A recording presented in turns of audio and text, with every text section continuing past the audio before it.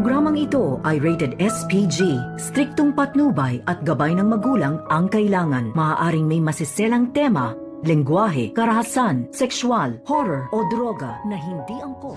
Gusto ko lang makasama ang anak ko kahit na isang beses lang. Kiliti mo naman si Justin, please. Sorry, Giselle. Alam mo sagot siya. Narito na nga ang ating pagkabangan ngayong Biyernes sa abot kamay na pangarap. Pagkatapos ngang marinig nila itong mga last will of testament ay agad naman na umalis itong si Eric at kasama itong si Justin. At dito naman na sinundan ni Giselle itong dating kasintahan at nakiusap ito na sana raw ay pagbigyan siya na makasama kahit isang saglit lamang itong kanyang anak na si Justin. At ang sagot naman dito ni Eric na alam daw ni Giselle ang sagot nito dahil kahit anong pakiusap dito ni Eric sa kanyang anak ay tila hindi pa rin ito nakikinig sa kanya na pagbigyan na makasama itong kanyang ina dahil hanggang ngayon ay hindi pa rin niya ito mapapatawad.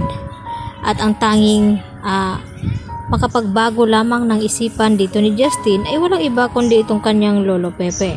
Kaya hihintayin na nga nila kung kailan nga ba magising ito.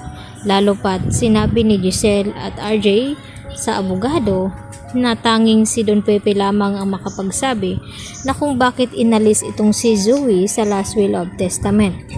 Baka may mabigat daw na dahilan itong si Lolo Pepe kung bakit hindi niya na isinama ang kanyang isang apo na si Zoe sa pag-akala na anak ito ni Doc RJ Tanyag.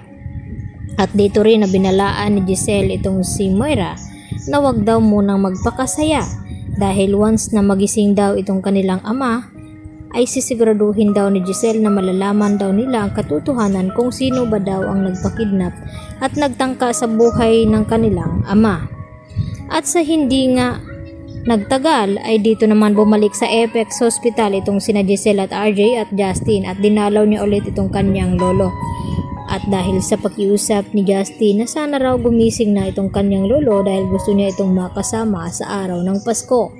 At dito nga nagulat itong si Justin nang bigla nga gumising itong kanyang lolo at tinanong itong kanyang apo kung nagkita na ba daw sila ng kanyang ina na si Giselle.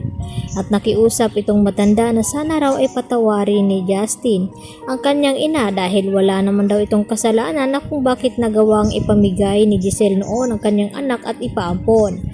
Dahil ang dahilan pala noon ay itong si Don Pepe.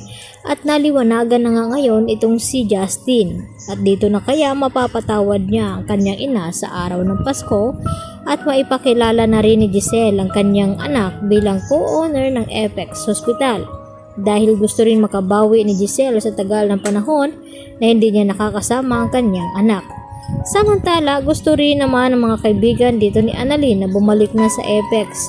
Itong si Annalyn dahil nandun na nga nakabalik na muli itong sina Nurse Karen at Nurse Evan at wala na ngang si Moira karapatan dito na mamumuno sa Apex Hospital kaya wala nang ikabahala itong si Annalyn kundi sana ay babalik na nga ito. Subalit tumutol nga itong si Doc Lendon at sinabi na hindi nga raw pwede.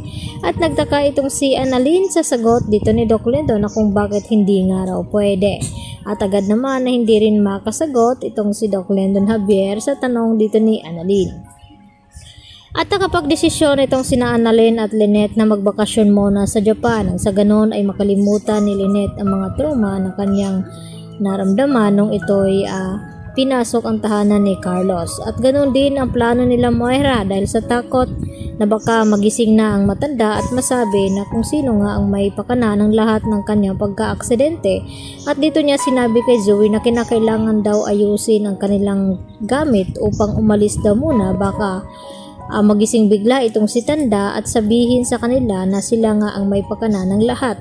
At nagulat naman itong si Zoe sa ibinalita ng kanyang ina na wala na ngang mamanahin ito dahil tinanggal na nga siya dito ni Don Pepe.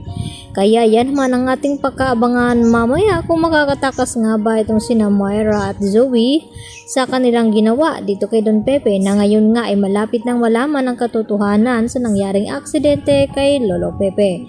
Yan lang po at marami pong salamat sa inyong panunod.